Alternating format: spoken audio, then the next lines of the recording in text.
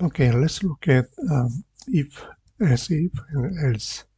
If you have to compare multiple conditions with one given input. For example, if you have a grade 77, if the grade greater than or equal to 90, don't forget colon, print A, else if another condition,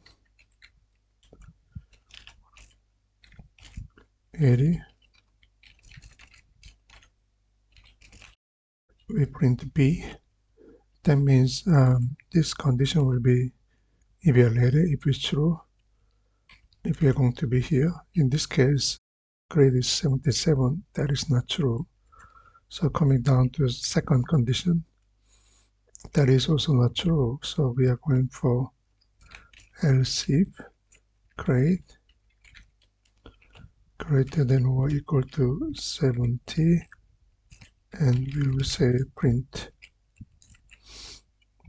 C. So in this case, we'll come to this condition and then print C.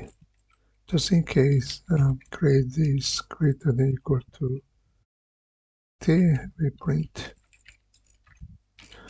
T. Okay. Other cases, anything less than 60, we print F.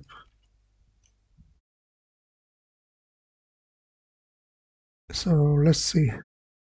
Again, it's printing C because its grading is 77, which is greater than 70 but less than 80. So if you say 47 is greater than 90, no. So we are here. It's a no. We are here. That's false. We are here. False. So we are going to print F. That is correct.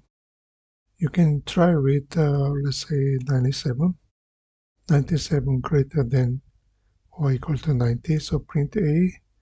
Then we are going to be here, end of statement. Okay. Which is A. Okay. That's it. Thank you.